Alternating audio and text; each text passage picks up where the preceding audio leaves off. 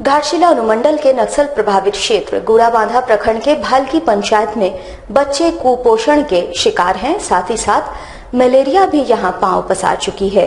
यूं तो कुपोषण से लड़ने के लिए कई सरकारी योजनाएं हैं, पर इसकी हकीकत क्या है, इस गांव के बच्चों को देखने से ही साफ पता चलता है।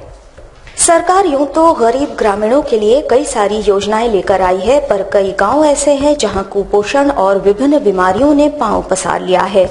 इनकी दुर्दशा देखने से सरकारी योजनाओं की स्थिति का साफ पता चलता है। आज भी जरूरत के वक्त सरकारी सुविधाएं जरूरतमंदों तक नहीं पहुंच रही है। ऐसा ही नजारा नक्सल प्रभावित क्षेत्र गुड़ाबांधा प्रखंड के भालकी पंचायत की है। यहाँ बच्चे कुपोषण के शिकार हैं, साथ ही साथ मलेरिया से भी जूझ रहे हैं।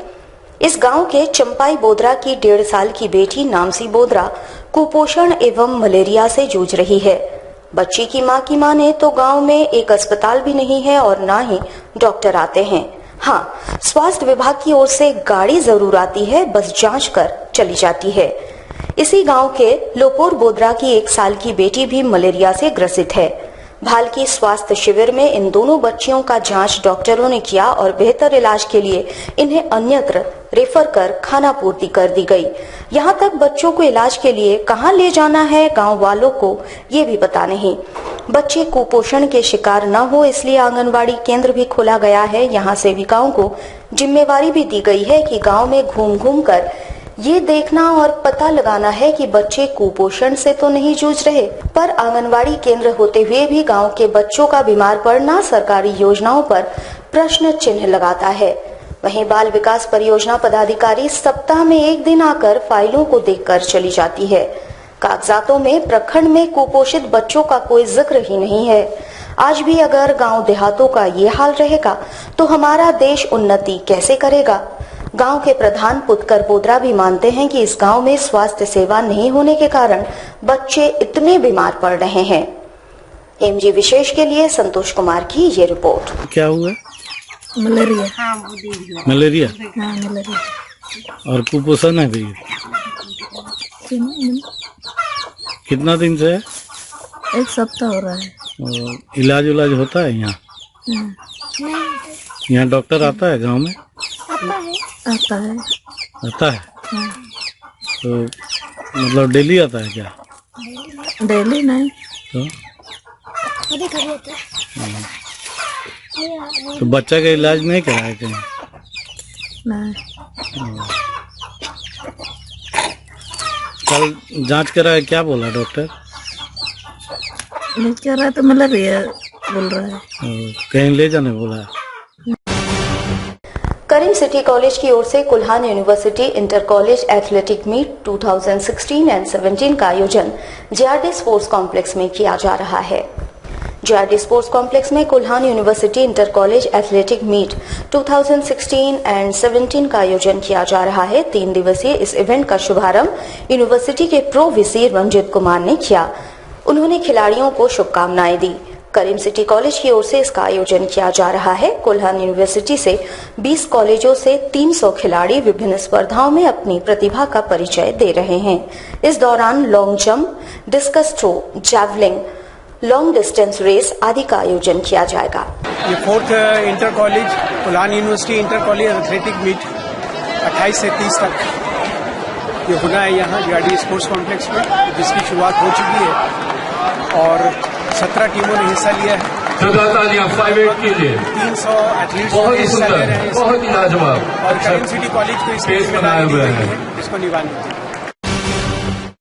मुसाबनी स्थित यूसीआईएल मुख्यालय सभागार में यूसिल के 50 वर्ष पूर्ण होने के उपलक्ष्य में एक सेमिनार का आयोजन किया गया। इस दौरान पर्यावरण संरक्षण समेत कंपनी की भावी योजनाओं पर प्रकाश डाला गया।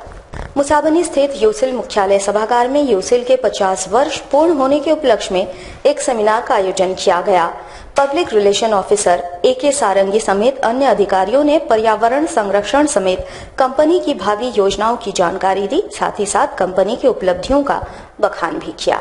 एक्सपेंशन प्रोग्राम आगे का है। अगला नेक्स्ट 15 ईयर्स में 10 टाइम्स यूरेनियम प्रोडक्शंस बढ़ाने का जो प्रोग्राम है, इसको ध्यान में रखते हुए इंडिविजुअल का मैनेजमेंट डिसाइड किया था कि इसको मीडिया के साथ में विस्तार से पेश किया जाए और कोई भी डाउट से uranium related, activity related, CSR related वो सब विस्तार से डिस्कशन हो। बहुत अच्छे ही से डिस्कशन हुआ है एंड आगे भी ऐसे डिस्कशन रहेगा। कुछ इशूज जैसे radiation related issues, health related issues, education related issues, जो पॉइंट्स रेज हुआ है उस रेज को भी आगे का जो मीडिया का प्रोग्राम हम लोग इनिशियल मैनेजमेंट आगे टेकअप करेगा। ये सब एक इशू उस पर इसको इम्पोर्टेंस दिया जाएगा। मानगो निवासी एक युवक की सड़क हादसे में घायल होने के बाद TMH में इलाज के दौरान मौत हो गई। 2 दिनों से शीतगृह में युवक की लाश रखी गई थी। बिल चुकाने में असमर्थ परिजनों ने आज TMH में हंगामा किया। सड़क हादसे में घायल मानगो निवासी जय कुमार साव का इलाज TMH में चल रहा था। इलाज के दौरान उसकी मौत हो गई। शव को शीतगृह में 2 दिनों से रखा गया था। इस दौरान अस्पताल का बिल 1.5 लाख रुपया देख परिजन घबरा गए और आज असमर्थता जताते हुए TMH में हंगामा किया। सूचना पाकर भाजपा कार्यकर्ता TMH पहुंचे। इसके बाद प्रबंधन से भाजपा के कार्यकर्ताओं ने बात कर आश्वासन दिया, जिसके बाद परिजनों को शव लेने की अनुमति दी गई। मानगो संतोषाई जय कुमार साव, पिता का नाम मुन्ना साव, पिछले दिनों TMH में 48 घंटा से मृत हो गया था। उसका तबीयत चूंकि खराब था और परिवार अत्यंत गरीब है। ये रोज कमाने खाने वाले परिवार है। सही ढंग से इसके घर में चूल्हा नहीं जलता है। किसी तरह इन्होंने पहले जो फर्स्ट टाइम में जो पैसा जमा होता था, पैसा इन लोगों ने दिया और इसका 1.5 लाख बकाया होने के कारण इसका जो 100 है वो यहाँ 100 गृह में रखा हुआ था। हम लोग लगातार प्रयास कर रहे थे। फिर माननीय सरूरिया जी ने VPCS से बात किया और सरूरिया जी के प्रयास से अभी हंगामा खड़ा हो गया। काफी लोग आए, फिर अभी तुरंत टाटा स्टील से मेल आया और तब जाके इनका 100 उन्होंने देने में राजी हुआ। निर्मल गेस्ट हाउस में आजसू नगर अध्यक्ष शंभू चौधरी ने मीडिया को बताया कि सरकार मानगो वासियों को मूलभूत सुविधाएं तो दे रही है, पर 1964 के बाद से सर्वे यहां नहीं हुआ है, जिसके विरोध में आजसू आंदोलन छेड़ने वाली है।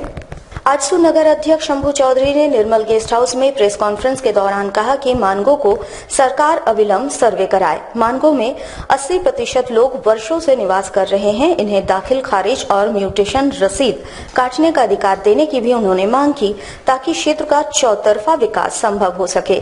इस मुद्दे को लेकर श्री चौधरी ने कहा वे मानगो की जनता के साथ सड़क से सदन तक आंदोलन करने वाले हैं। इसे लेकर 12 फरवरी को गांधी मैदान में आंदोलन का शंखनाद भी किया जाएगा। फरवरी माह में 12 तारीख को मानगो गांधी मैदान में इस लड़ाई को लेकर हम लोग शंखनाद करने जा रहे हैं। वहां 20,000 लोग गांधी मैदान में जुटेंगे और सभी लोग अपनी मांग को रखेंगे सरकार के पास कि भाई मानगो क्षेत्र, पूरी जमशेदपुर क्षेत्र में विगत वर्षों से जो लोग मकान बनाकर रह रहे हैं, 80% जनता मकान बनाकर रह रही है, जो कि अनुवाद विहार सरकार है।